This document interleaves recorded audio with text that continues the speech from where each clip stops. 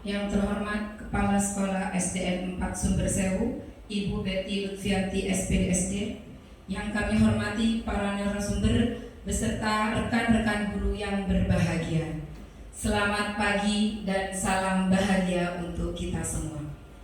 Perkenalkan, saya Misbahul Jannati, CGP Angkatan 7 Kabupaten Banyuwangi, bertindak sebagai pembawa acara sekaligus moderator. Mohon izin untuk memandu acara pada pagi hari ini. Alhamdulillah, segala puji bagi Allah Subhanahu wa Ta'ala yang telah melimpahkan nikmat sehat dan sempat bagi kita sehingga dapat hadir di tempat ini dalam acara diseminasi CGP Angkatan 7 yang mengusung tema membangun budaya positif di sekolah. Tak lupa sholawat dan salam tetap tercurah limpahkan kepada junjungan kita Nabi besar Muhammad Sallallahu Alaihi Wasallam, karena berkat beliaulah terpancar seluruh rahmat bagi alam semesta. Perlu Bapak Ibu ketahui bahwa kegiatan hari ini adalah bentuk aksi nyata kami berbagi praktek baik. Selain itu juga sebagai penerapan salah satu nilai penggerak, yaitu kolaboratif. Baiklah, saya akan membacakan susunan acara pada hari ini. 1. Pembukaan sekaligus doa. 2. Sambutan dari kepala sekolah. 3. Acara inti. 4. Penutup.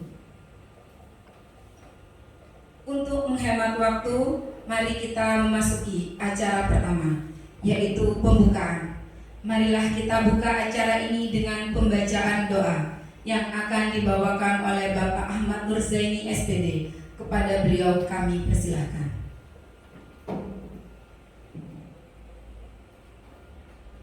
Assalamualaikum warahmatullahi wabarakatuh. Mari sebelum kita mulai acara pada siang hari ini dengan pembacaan doa, semoga dari awal sampai akhir bisa berjalan dengan lancar. Alhamdulillah, bismillahirrahmanirrahim. Dari Indonesia ya firman masih ya Allahumma sholli ala sayyidina Muhammadin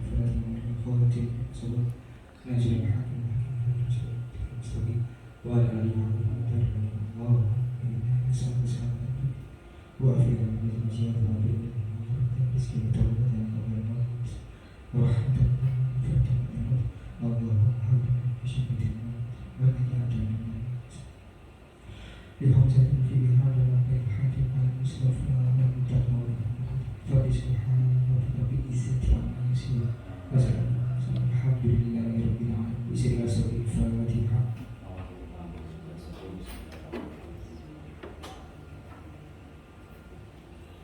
Terima kasih kepada Bapak Zen. Semoga acara pada pagi ini diberi kelancaran dan membawa kebermanfaatan bagi kita semua. Acara berikutnya adalah sambutan dari Kepala Sekolah SDN 4 Sumbersewu kepada Ibu Betty Lutfianti SPDSD. Dipersilakan.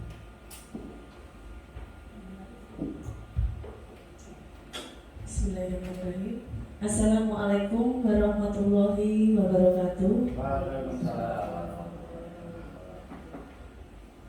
Kepada yang terhormat Bapak Ibu CGP Angkatan 7, yaitu Bu Helmi dan Pak Ahmad.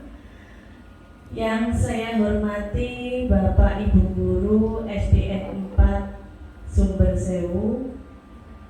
Pertama-tama marilah kita mengucapkan rasa syukur, alhamdulillah pada pagi hari ini kita bisa bertemu dalam keadaan sehat walafiat dan insya Allah tidak kekurangan suatu apapun. Amin. Salawat serta salam sudah sepatutnya kita hadirkan kepada baginda Nabi besar Nabi Muhammad SAW. Semoga dengan syafaat beliau kita bisa berkumpul di yaumil kiamat. Amin. Allahumma amin. Bapak Ibu, terima kasih atas kesempatan yang diberikan kepada saya terutama untuk mendiseminasikan, untuk mensosialisasikan apa-apa yang sudah kami pelajari selama beberapa bulan ini di program Guru Penggerak.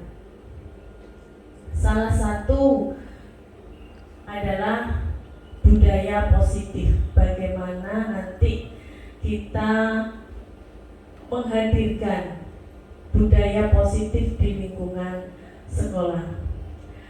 Perlu Bapak Ibu ketahui, di SDN 4 Sumbersewu ini terdapat sejumlah pendidik dan tenaga pendidikan sejumlah 11 orang. Ini tadi ada 2 orang yang izin karena memang ada kepentingan keluarga yang tidak bisa ditinggalkan. Mohon dimaklumi Bapak dan Ibu. Dan insya Allah nanti kegiatan ini sekiranya dapat berkelanjutan dan dapat berguna untuk SD kami tentunya. Karena besar sekali harapan saya terutama untuk bisa menjalin komunikasi dan menjalin kerjasama dengan SMA Taruna Bayangkara. Saya sebagai penanggung jawab sekolah mengucapkan banyak-banyak terima kasih dan mohon maaf jika dalam syukur kumpul nanti dalam persiapannya banyak sekali kekurangan. Demikian Bapak Ibu, terima kasih. Mohon nanti diikuti secara maksimal agar kita mendapatkan ilmu yang bermanfaat untuk peningkatan mutu dan kualitas pendidikan di SDN 4 Sumbersewu. Wabillahi taufiq wal hidayah. Wassalamualaikum warahmatullahi wabarakatuh. Demikianlah sambutan dari Kepala Sekolah SDN 4 Sumbersewu kepada Ibu Betty. Saya sampaikan terima kasih. Bapak Ibu yang berbahagia, kita akan memasuki acara yang ditunggu-tunggu, yaitu diseminasi CGP Angkatan 7 dengan mengusung tema Membangun Budaya Positif di Sekolah. Acara ini kami bagi menjadi 2 sesi. Sesi pertama penyajian materi dan sesi kedua adalah tanya jawab. Selanjutnya untuk penyajian materi akan dibawakan secara kolaboratif oleh 3 pemateri yang berasal dari 2 sekolah, yaitu SDN 4 Sumbersewu dan SMA Negeri 2 Taruna Bayangkara, Jawa Timur. Terima kasih. Assalamualaikum warahmatullahi wabarakatuh. Selamat pagi dan salam sejahtera. Om Swastiastu, Namo Buddhaya, salam kebajikan. Nah, Bapak Ibu, tadi materi budaya positif yang disampaikan oleh Bu Betty sudah sangat luar biasa. Nah, sekarang saya ingin supaya suasana pada pagi hari ini semakin semangat. Saya mohon kepada Bapak Ibu sekalian untuk berdiri terlebih dahulu. Kita ice breaking lebih dahulu, ya. Nah, ini senam usulan dari Bapak tadi pengampu PAI ya. Nah, begini, Bapak Ibu, coba nanti pertama ketika ini bermain pada saat seperti kita masa kecil dulu. Ketika saya menyebutkan misalkan gajah gitu ya. Ketika saya menyebutkan gajah, Bapak Ibu nanti bilangnya gini, besar gitu ya. Besar gitu. Tapi ketika saya bilang semut, kecil gitu ya. Jadi nanti kebalikannya. Ketika saya menyebutkan ulet misalkan, ulet nanti yang dilakukan oleh Bapak Ibu sekalian adalah pendek gitu ya. Tetapi nanti ketika saya menyebutkan ular, panjang gitu. Bisa dipahami Bapak Ibu sekalian? Siap ya. Oke, kita coba. Mungkin simulasi dulu ya Bapak. Oh ya, silakan. Mungkin dicoba dulu ya. Pemateri Mungkin saya minta bisa bantuan berkolaborasi sama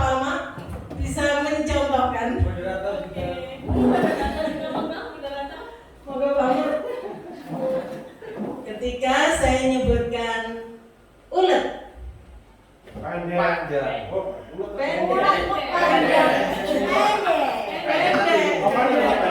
Ini aja. Misalkan saya bilang ulat, pendek. Ulat. Maaf, ulat misalkan pendek. Gitu. Ketika saya bilang ulat, panjang. Gitu. Oke. Kalau panjang malah ini. Ya, kebalikannya. Ketika saya bilang gajah, besar. Gitu. Ketika saya bilang semut, kecil. Gitu. Bisa dipahami kan? Kalau gajah kecil. Gajah kecil. Gajah ya. Akan kemana tuh? Oke, baiklah. Bisa dipahami ya Bapak Ibu sekalian? Mari kita coba supaya semangat. Kita tepuk tangan dulu dong. Baiklah, oke. Sekarang kita mulai. Konsentrasi. Ulat.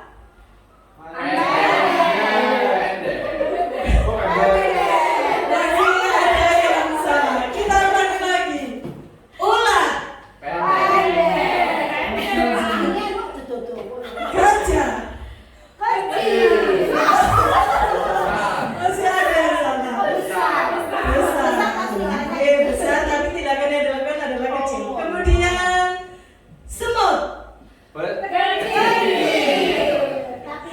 Kita ulangi satu kali lagi. Gajah. Besar. Kita ulangi lagi. Gajah. Semut. Oke, terima kasih Bapak Ibu semuanya. Berkonsentrasi, tepuk tangan untuk kita semua. Pikiran saya dengan pencari aku sih.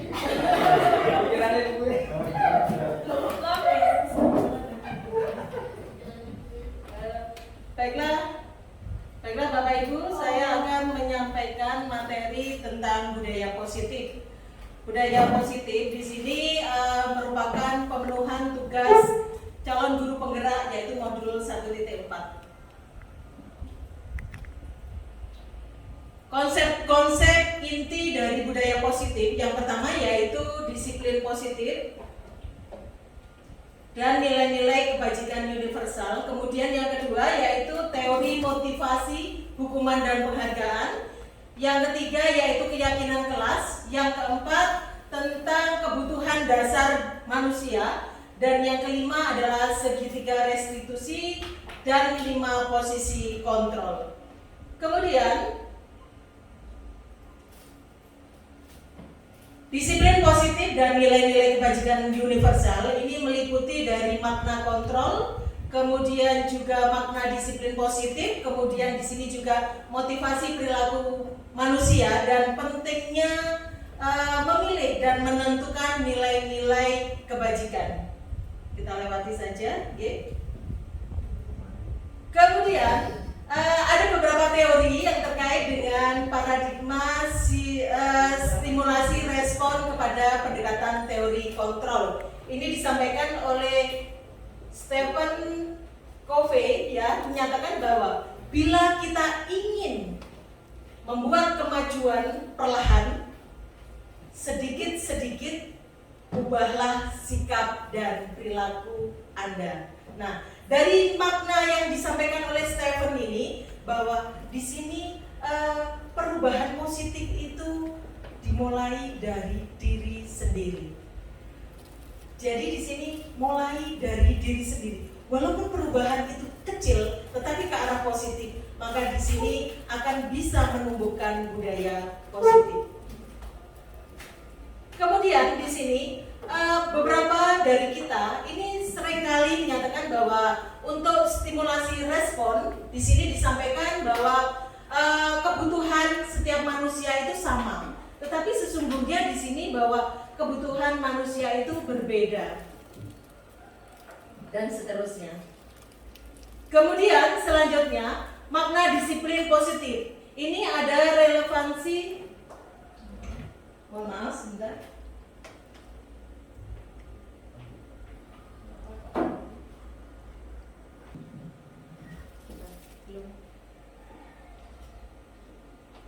Bapak Ibu, makna disiplin positif di sini ini selaras antara Ki Hajar Dewantoro dengan Diana Gosen ya di sini bahwa pendidikan dikatakan sebagai mengartikan disiplin sebagai bentuk kontrol diri. Nah, kontrol diri yaitu belajar untuk mengontrol diri agar dapat mencapai suatu tujuan mulia. Nah, tujuan mulia ini bagaimana? Tujuan yang diyakini. Yang diyakini juga nanti adalah nilai-nilai ini merupakan nilai-nilai kebajikan universal yang diyakini secara umum. Kemudian kita lewati teori motivasi, hukuman, dan penghargaan. Nah, di sini Diana Gosen juga menyatakan bahwa dalam teori motivasi ini yang pertama yaitu untuk menghindari ketidaknyamanan hukuman. Jadi di sini bahwa ini adalah motivasi terendah yang dilakukan oleh seorang manusia atau seorang murid. Karena apa? Di sini motivasi ini bersifat eksternal. Mereka melakukan sesuatu hanya untuk menghindari ketidaknyamanan atau hukuman. Kemudian yang kedua yaitu untuk mendapatkan imbalan atau penghargaan dari orang lain. Jadi melakukan sesuatu itu karena apa? Ingin dipuji, ingin dihargai, ingin mendapatkan penghargaan. Ini motivasi yang tingkatannya lebih tinggi daripada yang pertama tadi. Tetapi di sini motivasinya juga masih eksternal. Kemudian yang ketiga yaitu motivasi yang ketiga yaitu untuk menjadi orang yang mereka inginkan dan menghargai diri sendiri dengan nilai-nilai yang mereka percayai. Nah, di sini motivasi inilah motivasi yang bersifat internal karena berasal dari diri, misalkan murid, dari murid tersebut. Nah, motivasi yang berasal dari diri sendiri dengan nilai-nilai yang mereka percayai ini bersifat jangka panjang. Ada ataupun tidak ada hukuman, ada ataupun tidak ada penghargaan, pasti akan tetap dilakukan. Karena dengan kerelaan, dengan keyakinan mereka bahwa ini motivasi yang berasal dari dirinya sendiri. Kemudian, motivasi tersebut akan membentuk disiplin positif. Disiplin positif ini merupakan hal penting yang akan membentuk budaya positif di sekolah. Berdasarkan apa disiplin positif tersebut? Berdasarkan nilai-nilai kebajikan yang dimiliki oleh anak tersebut. Kita lanjutkan. Ini identifikasi hukuman, konsekuensi, dan restitusi. Tadi juga sudah disampaikan bahwa apa sih perbedaan antara hukuman, kemudian ada konsekuensi, dan ada restitusi. Nanti akan kita bahas ya. Hukuman, konsekuensi, dan restitusi ini perbedaannya bahwa kalau disiplin, kalau yang terkait dengan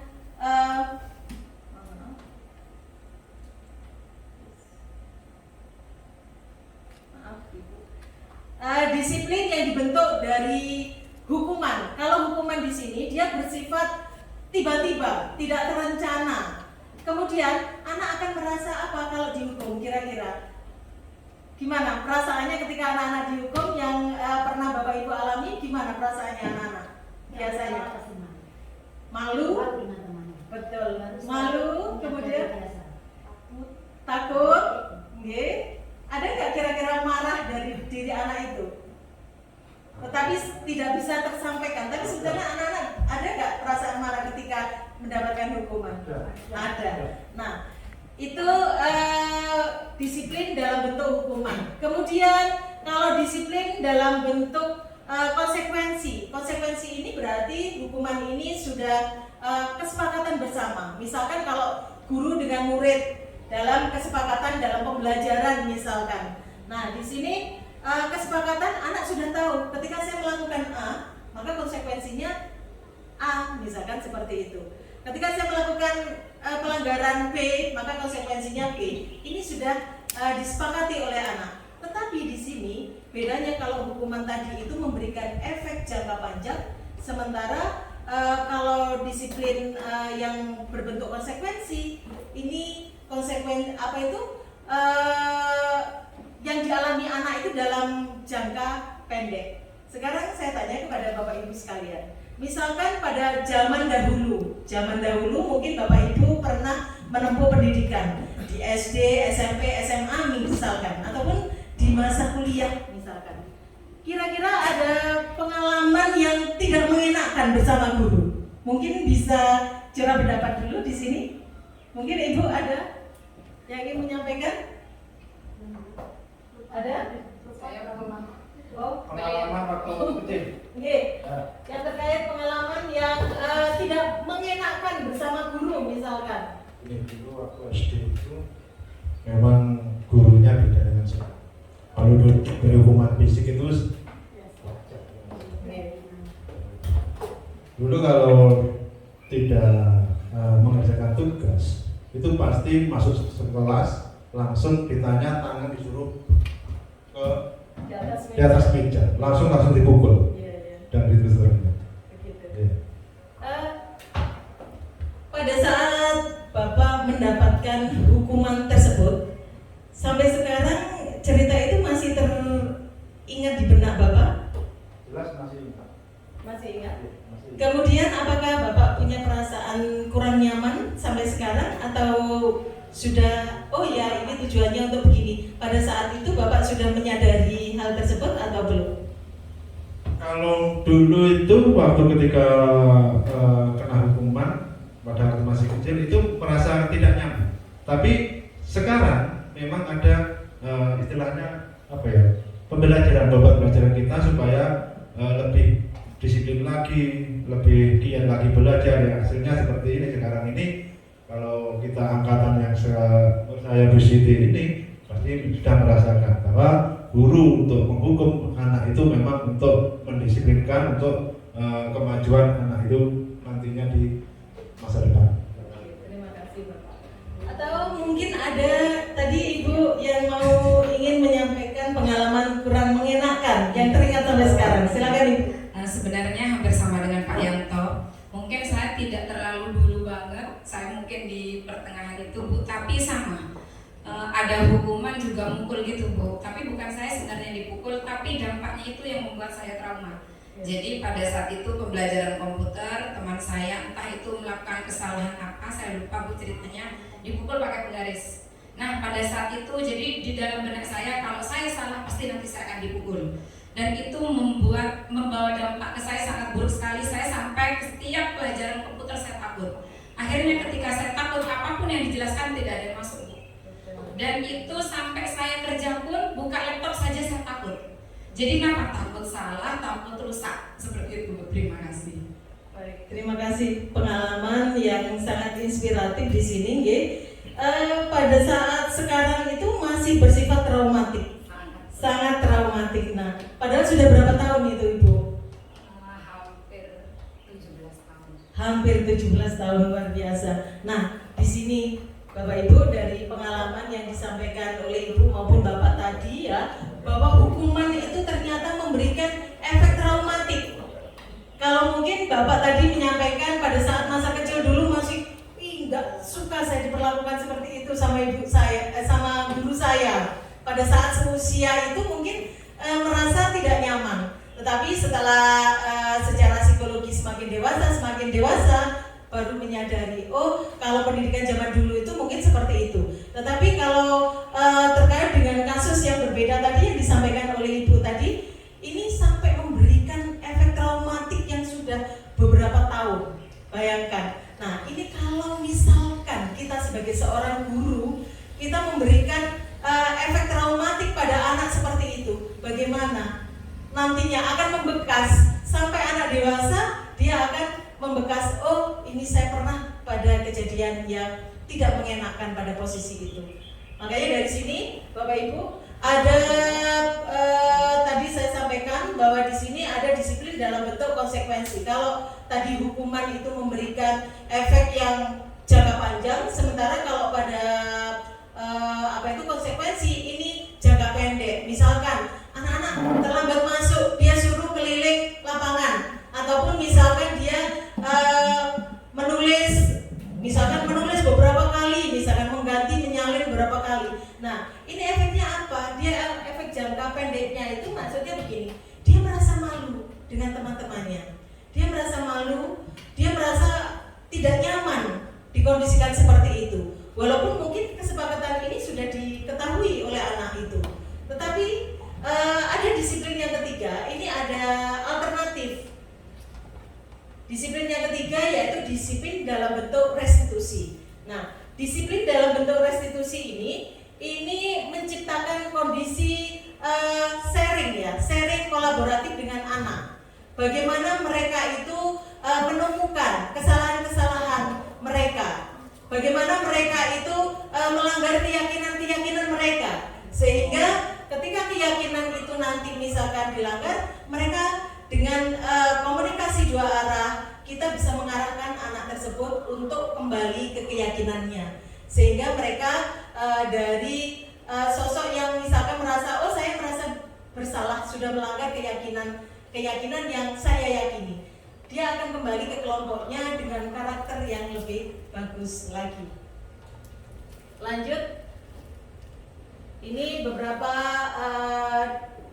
dihukum oleh penghargaan. Jadi kalau kita selama ini berpikir bahwa penghargaan itu selalu bernilai positif, ternyata dari materi yang sudah kami dapatkan dalam calon guru penggerak ketujuh maksud saya, ini ada wawasan yang berbeda bahwa dihukum oleh penghargaan. Jadi ada beberapa hal yang selama ini kita belum tahu, ternyata di sini kita pelajari. Misalkan ada beberapa orang ya, misalkan seseorang ranking kelas misalkan. Ranking kelas itu kita selama ini seolah kita memberikan apresiasi bernilai positif di kelas misalkan. Bagi anak yang mendapatkan ranking 1, mungkin ini akan bernilai positif. Oh, saya mendapatkan. Tetapi ketika anak ini tidak mendapatkan ranking 1 ataupun anak yang mendapatkan ranking ke-30 misalkan, ini menjadi hukuman bagi anak tersebut. Dia merasa menjadi jiwa yang gagal gitu. Dia menjadi pribadi yang gagal di situ. Lanjut.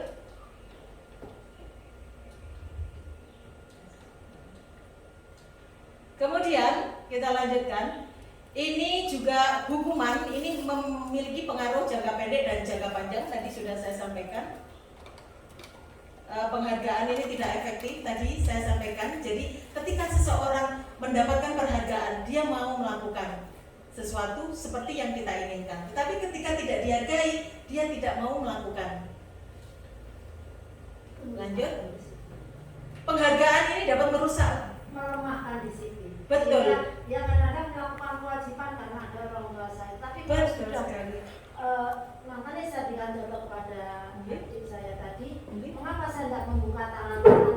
Saya ingin kesungguhan. Apa sungguh-sungguh ya? Karena dia sungguh terdorong dari dalam. Akhirnya dia tertanam, sadar dia akan menjalankan. Makanya pemberian hadiah menurut saya memang kadang-kadang justru akan menghancurkan disiplin anak. Betul, luar biasa sekali yang disampaikan oleh Ibu ya. Betul sekali. Kita berikan applause dulu. Terima kasih. Nah, selain yang disampaikan oleh Ibu tadi, pengalaman yang disampaikan oleh Ibu tadi, ini penghargaan ini juga dapat merusak hubungan. Misalkan, kadang-kadang kita tanpa menyadari ya, tanpa kita sadari, misalkan begini, seorang guru di kelas, biasanya kecenderungan kita, pasti kita pada anak-anak yang pintar. Kecenderungan kita, pasti kita perhatian, ayo kamu. Tetapi anak-anak yang sedang-sedang saja, atau biasanya kalau kita pada anak yang nakal, ini juga menjadi perhatian. Anak yang paling pintar juga menjadi perhatian. Tapi bagaimana dengan anak yang posisinya sedang-sedang saja? Ibu ini kok nggak pernah sih menyentuh saya? Tidak pernah sih saya diberi kesempatan untuk misalkan maju ke depan? Kok selalu gitu saja? Nah, dari situ maka akan tumbuhlah perasaan yang tidak nyaman terhadap temannya yang sering diperhatikan. Ya atau enggak, Bu? Biasanya kita di lapangan seperti itu. Ya, oleh karenanya sebagai guru kita yang berada di kelas harus pandai-pandai mengetahui, memahami pribadi anak.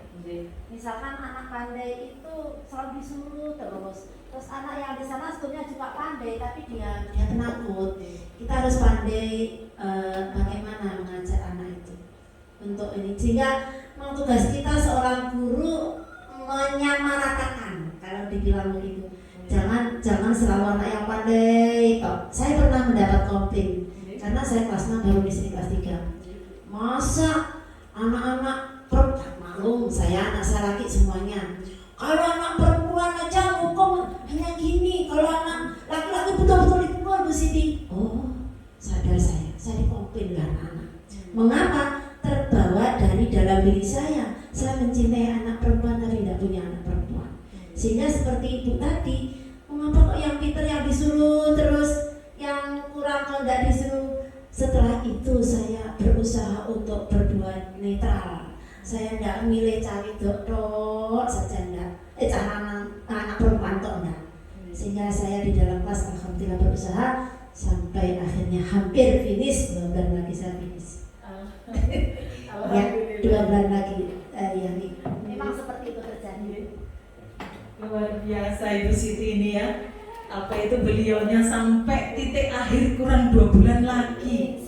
Beliaunya masih tetap konsen terhadap pendidikan, masih memikirkan anak bangsa dengan begitunya. Mungkin kita yang lebih muda dari beliaunya, kita bisa meniru semangat beliaunya. Baik Ibu, kita lanjutkan. Di sini penghargaan ini mengurangi ketepatan. Nah ini juga sama yang saya sampaikan tadi, bahwa kadang-kadang yang dihargai itu kadang-kadang lebih teledor dibandingkan yang biasanya yang biasa saja perlakuannya oleh guru. Kita lanjut ya. Kemudian di sini penghargaan ini menurunkan kualitas. Nah biasanya anak-anak yang kadang-kadang yang sering dipuji itu justru dia kadang-kadang tadi saya sampaikan teledor itu tadi, dia menggampangkan, oh sudah pasti pekerjaan saya itu pasti bagus gitu ya. Sudah pasti pekerjaan yang saya kerjakan pasti bagus. Sementara yang lainnya terus berpacu gitu. Sehingga di sini penghargaan ini juga dapat menurunkan kualitas. Kemudian penghargaan ini dapat mematikan kreativitas. Itu tadi juga sama yang sudah disampaikan pada saat awal tadi, bahwa kreativitas anak menjadi terhambat. Karena apa? Diberi penghargaan tersebut. Karena dia sudah merasa puas dengan, oh begitu saya diberi penghargaan, oh pekerjaan saya sudah pasti bagus gitu ya. Sehingga apa? Dia sudah cukup sampai di situ saja. Sehingga di sini dikatakan penghargaan bisa mematikan kreativitas. Kemudian penghargaan juga menghukum. Ini sudah tadi saya sampaikan. Kita lanjutkan Ibu.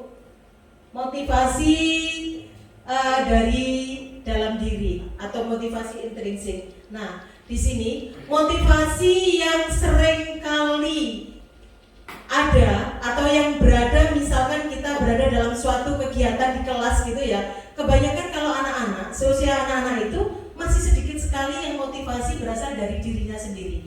Makanya motivasi masih tadi itu berdasarkan penghargaan, berdasarkan karena takut hukuman dan lain-lain.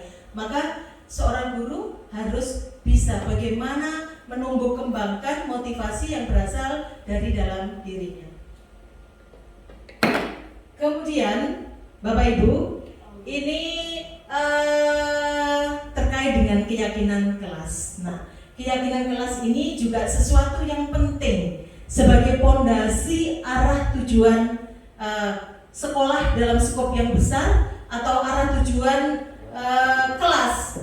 Nah, di sini nanti terkait dengan tahapan ini adalah tahapan yang nanti misalkan bisa ke visi misi sekolah. Bagaimana bisa mencapai visi misi sekolah?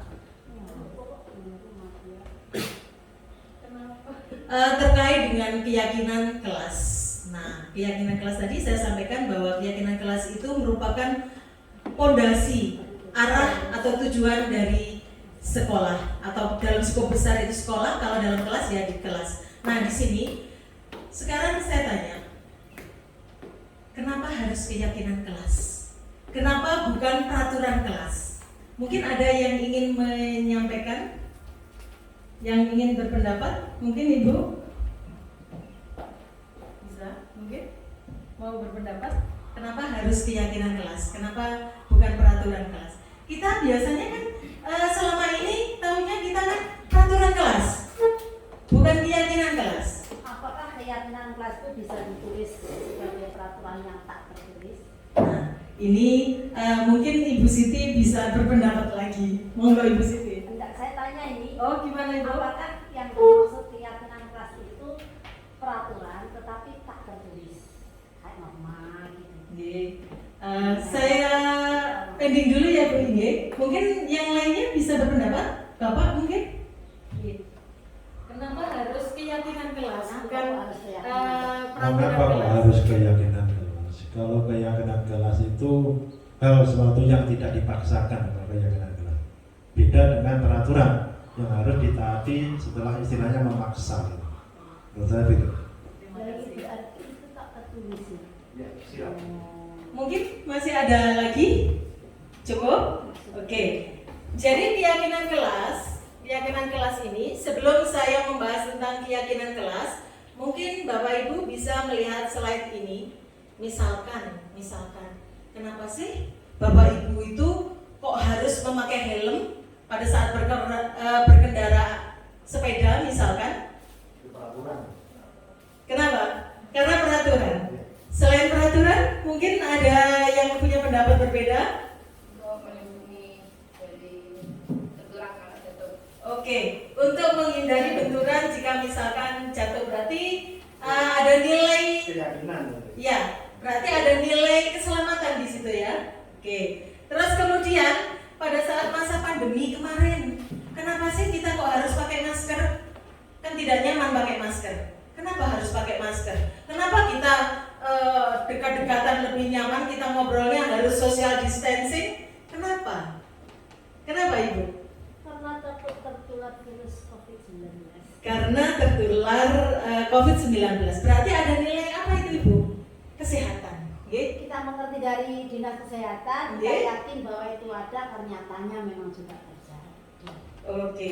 Berarti di sini ada nilai kesehatan di situ. Nah, tadi keselamatan dan kesehatan itulah yang disebut sama yang disampaikan oleh Bapak tadi. Inilah yang disebut dengan keyakinan. Tadi juga sama yang disampaikan oleh Bu Siti, bahwa keyakinan itu bersifat abstrak. Sebetulnya kita melakukan peraturan. Di kelas ini sebenarnya peraturan, tetapi sebetulnya di dalam peraturan itu juga tersirat. Di situ ada nilai-nilai, tetapi nilai-nilai ini yang belum kita gali lebih jauh.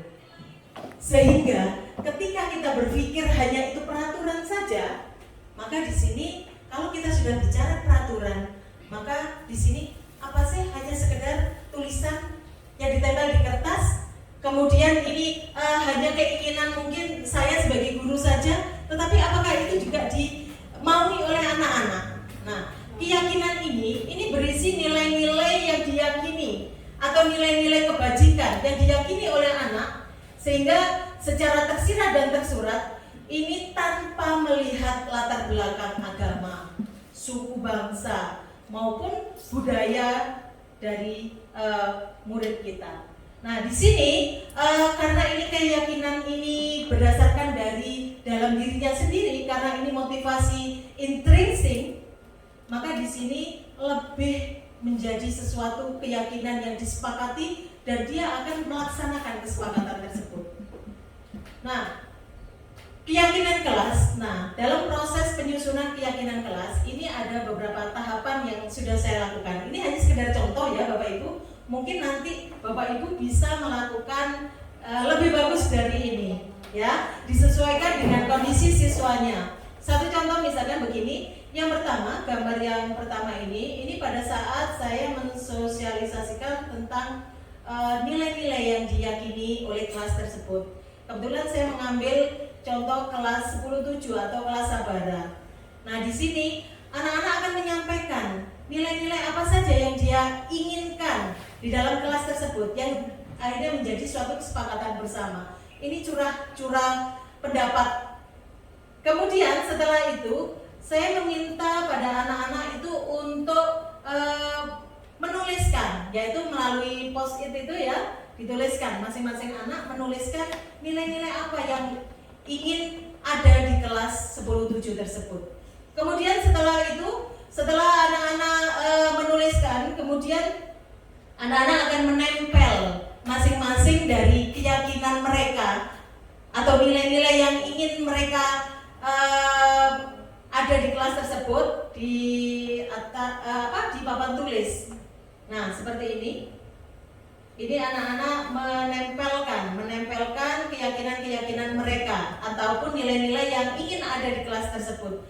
Kemudian setelah itu jelas dari post-it yang ditempel anak-anak itu kan pasti ada yang sama, ada yang berbeda gitu ya. Sehingga nanti akan kita sepakati nilai-nilai yang diyakini itu tidak harus bahasa positif, harus bernilai positif. Kemudian selain itu juga anak-anak di sini biasanya dia akan menyampaikan, kemudian kita dari yang ditempelkan oleh anak-anak ini kita ambil ini ada 5 nilai positif yang diyakini di kelas 10-7. Sehingga dari nilai disiplin misalkan seperti ini, ada nilai disiplin, ada tanggung jawab, misalkan jujur. Di sini adalah nilai-nilai yang diyakini oleh anak kelas 10-7. Sehingga ketika misalkan ada keyakinan kelas ini, maka di sini keyakinan kelas ini dijadikan panduan dalam menyelesaikan suatu permasalahan ketika ada permasalahan di dalam kelas. Kemudian ini gambarnya kok tidak muncul ini? Sebentar.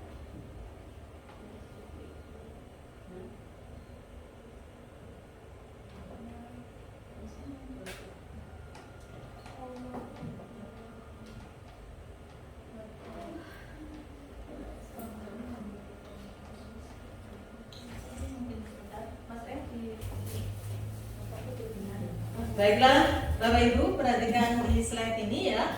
Ini 5 kebutuhan dasar manusia. Dalam penerapan disiplin pada siswa atau pada murid di sini, kita harus memperhatikan 5 kebutuhan dasar manusia. Apa saja kebutuhan tersebut? Yang pertama yaitu kebutuhan bertahan hidup. Kemudian yang kedua kebutuhan akan kasih sayang. Yang ketiga kebutuhan akan kebebasan. Yang keempat ini kebutuhan akan penghargaan atau penguasaan.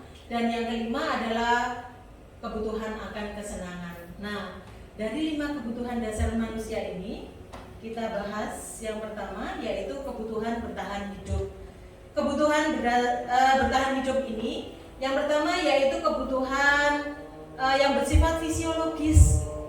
Bagaimana anak-anak itu bisa mengikuti disiplin ketika kebutuhan bertahan hidupnya itu belum terpenuhi. Misalkan kebutuhan akan makan, misalkan belum sarapan.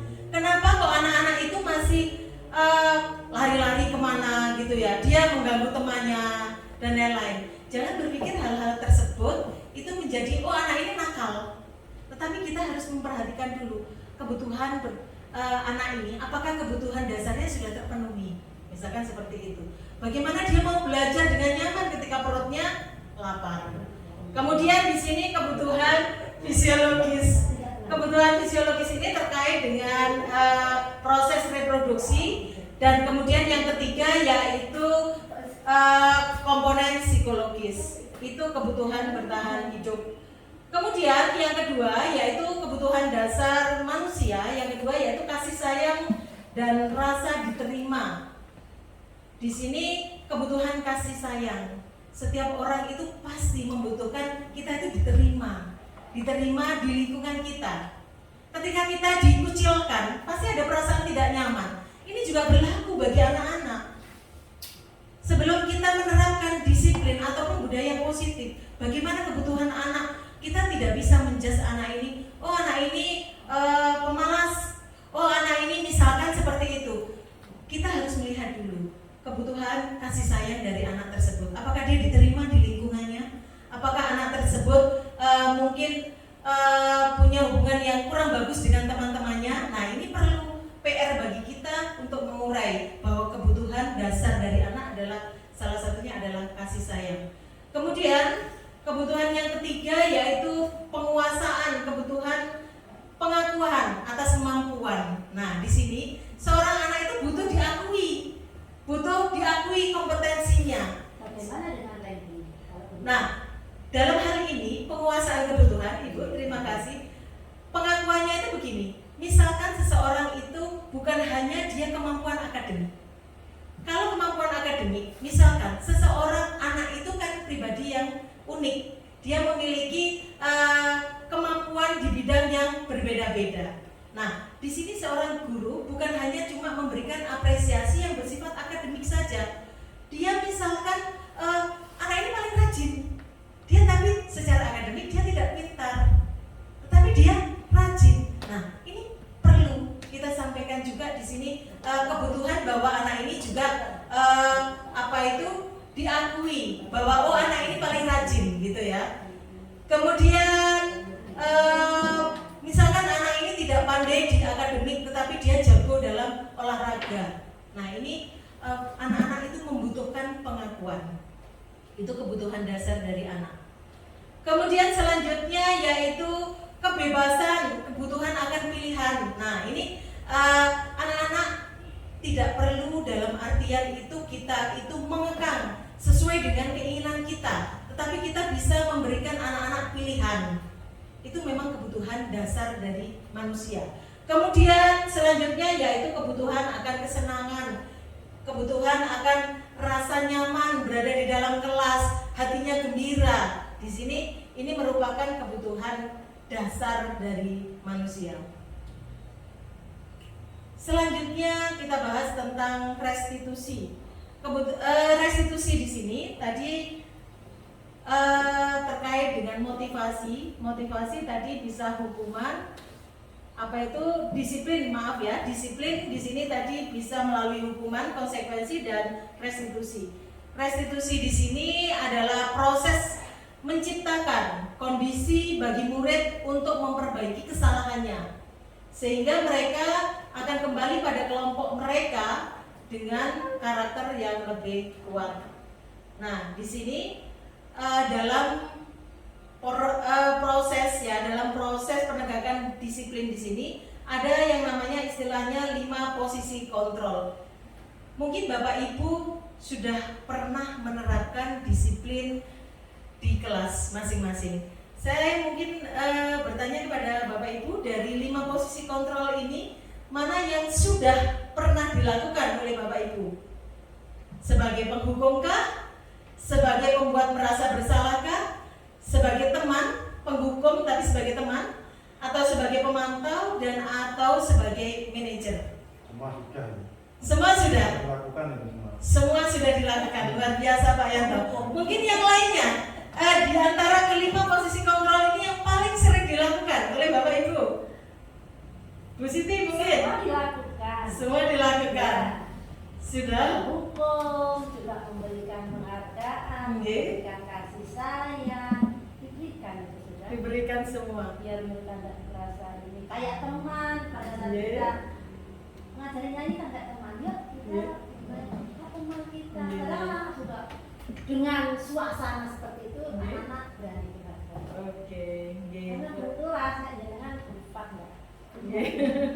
Mungkin Bu Nita bisa sharing?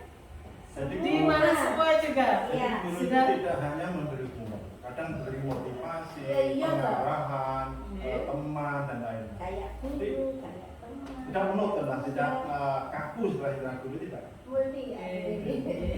Semuanya itu sudah dilakukan semua. Atau mungkin Bunda, ini apa tidak berlaku untuk guru kelas seperti kita ya? Itu berlaku untuk tanya aja soal ibu Anda. Ya, apakah yang disampaikan oleh Bu Guru ini tidak berlaku untuk kita yang sebagai guru kelas? Karena kalau guru kelas tuh multi sudah Bunda. Kita kadang sebagai guru kayak teman, seperti ibunya sendiri, anak-anak kadang merengek-rengek juga memang. Bahkan kalau anak kecil berani minta uang kepada gurunya sendiri karena menganggap gurunya adalah orang tuanya, begitu. Apakah ini, mohon dijawab, apakah ini hanya berlaku seperti jenengan guru FAK begitu ya? Kalau kita guru kelas sehingga berlaku semuanya, menghukum, memotivasi, ya memberikan kalau itu penghargaan, penghargaannya berupa nilai.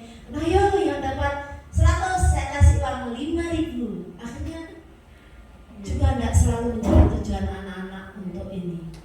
Nih, terima kasih. Mungkin ada Bapak Ibu yang ingin menanggapi yang disampaikan oleh Bu Siti? Ada yang ingin menanggapi? Saya boleh Bu? Boleh, silakan Ibu. Sebelum saya tahu materi tentang 5 posisi kontrol ini, mungkin benar Bapak Ibu kita semua pernah berada di posisi ini. Tapi mungkin yang paling sering kalau saya pribadi tidak hanya diterapkan di sekolah, di rumah pada adik saya seperti itu Bu. Saya lebih cenderung yang nomor 2 ternyata Bu, membuat merasa bersalah. Dan sebenarnya membuat merasa bersalah itu saya pikir kalau kita lihat seakan-akan kita ini sabar. Dan ternyata dampaknya sangat tidak baik, kurang baik.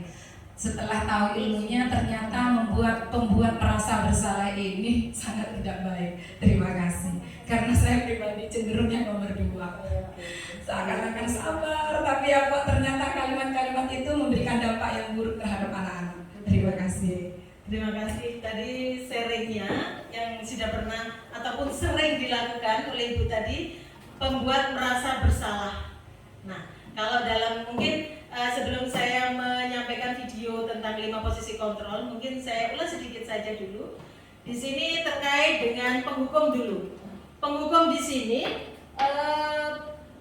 biasanya karakter dari seorang guru yang menghukum itu biasanya begini.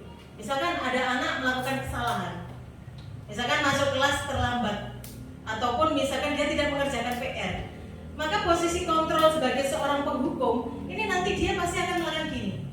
Awas yo, kalau kamu tidak mengerjakan soal lagi, nilaimu 4 atau nilaimu 5. Nah, ini posisi sebagai penghukum. Kamu itu selalu terlambat masuk kelas. Ini sebagai posisi penghukum. Kalau sebagai penghukum ini, seorang guru adalah maha benar. Yang tidak sesuai dengan apa yang sudah disampaikan oleh guru, semuanya adalah salah. Ini dikatakan sebagai penghukum. Kemudian yang kedua, pembuat merasa bersalah. Pembuat merasa bersalah ini nanti seperti yang disampaikan oleh Ibu tadi, pembuat merasa bersalah itu begini. Misalkan ada siswa kita yang melanggar, maka di sini anak ini kita sebagai seorang guru misalkan menyampaikan begini, ayolah, masuk kamu melakukan hal ini, kamu gak kasihan tak sama ibu? Apa perasaan dari orang tuamu kalau misalkan kamu itu melakukan hal ini? Nah, di sini kalau dalam posisi kontrol yang kedua ini, pembuat merasa bersalah, ini anak akan merasa pribadinya itu adalah pribadi yang gagal. Karena apa? Oh, saya itu ternyata sudah menyakiti guru saya sudah mengecewakan guru saya sudah mengecewakan orang tua saya. Misalkan seperti itu. Kemudian posisi yang selanjutnya yaitu posisi teman.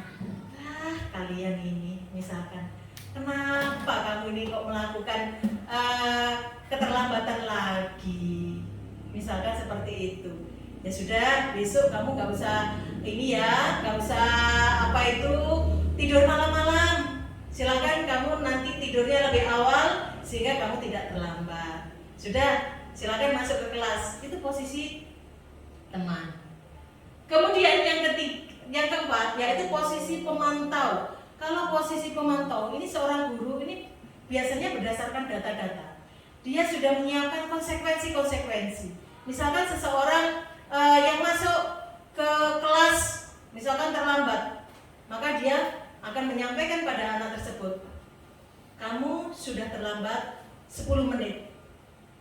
Kesepakatan kita, kalau kamu masuk ke kelas terlambat 10 menit, maka di sini kamu harus menyalin pembelajaran hari ini 3 kali. Misalkan seperti itu. Itu suatu bentuk posisi kontrol yaitu pemantau, dan ini anak sudah tahu bahwa ketika saya terlambat 5 menit atau 10 menit, maka di sini saya harus menyalin materi pada hari itu 3 kali. Itu suatu bentuk kesepakatan. Tetapi di sini posisi pemantau ini juga aksesnya kurang bagus bagi anak. Posisi kontrol yang diharapkan yaitu adalah posisi manajer. Posisi manajer ini adalah posisi yang nantinya terkait dengan penerapan segitiga restitusi yang akan kita bahas. Manajer ini posisi di mana kita berkolaborasi dengan anak. Kita ajak anak untuk berdiskusi, kita ajak anak itu untuk mencari solusi dari permasalahannya. Dia menemukan permasalahan yang melanggar dari kesepakatan ataupun nilai-nilai yang diyakini oleh anak.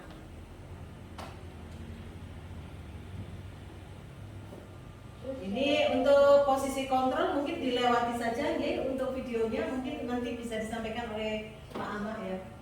Pak Ahmad posisi kontrolnya. Ya. Oke. Kita lanjutkan. Sekarang kita bahas tentang segitiga restitusi. Nah, segitiga restitusi di sini kita membantu proses dari anak yang melakukan misalkan pelanggaran dengan cara dia menemukan sendiri permasalahannya dan dia meyakini bahwa kesalahan itu melanggar keyakinannya. Nah, di sini anak itu ketika sudah melakukan pelanggaran dia akan merasakan kenyamanan, tidak merasa dihukum ataupun dia merasa dia sudah gagal pribadinya. Tetapi di sini dia akan menemukan kesalahannya dan dia akan kembali ke kelompoknya dengan karakter yang lebih bagus lagi. Nah, untuk segitiga restitusi di sini ada tahapan-tahapan dari segitiga restitusi. Yang pertama yaitu menanyakan apa ini? Keyakinan. Pertama ya pertama yaitu validasi ini. Validasi pendekatan validasi tindakan yang salah. Validasi tindakan yang salah ini nanti akan saya tunjukkan dalam bentuk video bagaimana validasi tindakan yang salah. Kemudian yang kedua yaitu menstabilkan identitas dan yang selanjutnya yaitu menyatakan keyakinan. Nah, dalam segitiga restitusi ini nanti akan kita lihat dalam suatu contoh penerapan ya. Ini yang pertama yaitu menstabilkan identitas, kemudian validasi tindakan yang salah, dan yang ketiga adalah menanyakan keyakinan. Kemudian selanjutnya ini satu contoh penerapan segitiga restitusi. Nanti mungkin bisa dijadikan referensi. Ini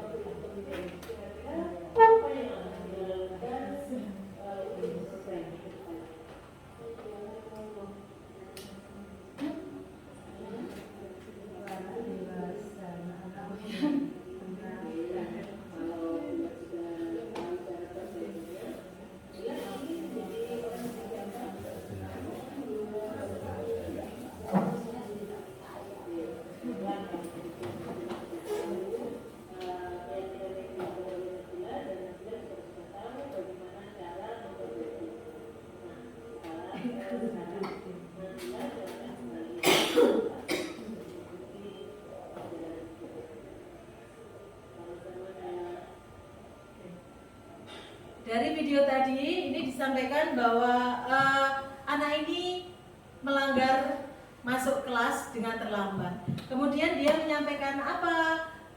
Tadi ada diskusi dua arah. Jadi bukan hanya dari gurunya saja, tetapi di sini juga ada anak yang melanggar. Sehingga anak ini menemukan nilai apa yang mereka langgar, yang dilanggar, yang ada di kelas keyakinan kelasnya. Nah, di sini setelah itu anak ini akan diarahkan bagaimana dia untuk memperbaikinya. Kemudian setelah itu, setelah dia meyakini hal tersebut, maka dia akan kembali ke kelasnya atau ke kelompoknya dengan keyakinan yang lebih baik lagi. Ini beberapa testimoni. Nah, di sini baiklah Bapak Ibu, demikian tadi presentasi yang saya sampaikan ya.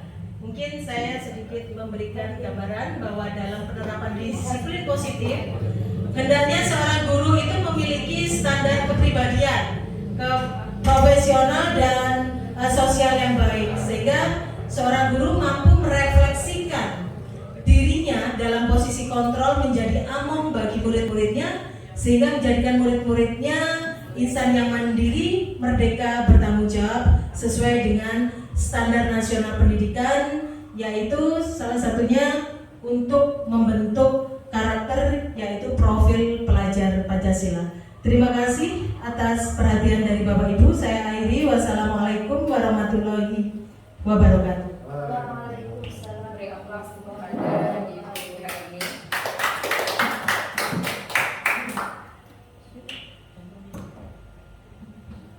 Demikian. Mungkin bagaimana Bu akan dilanjutkan dengan sesi tanya jawab atau sudah cukup? Sudah cukup.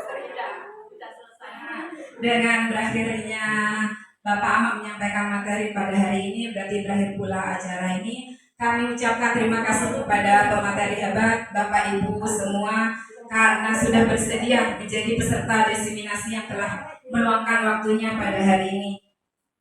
Saya mengutip sedikit semboyan Ki Hajar Dewantara, Ingal Swasung Tulodo, Ing Madya Mangunkarso dan Tuturi Handayani. Seorang guru tidak hanya bertanggung jawab untuk memberikan ilmu kepada muridnya, melainkan juga memiliki tanggung jawab untuk menjadi teladan dan contoh yang baik di depan para muridnya, memunculkan ide dan menyemangati saat berada di antara para muridnya, serta memberi dorongan serta arahan agar muridnya tidak sampai salah melangkah. Seberat itulah tanggung jawab kita Bapak Ibu Guru, sampai kita bisa membuat kita merasa pantas menyandang status pahlawan tanpa tanda jasa.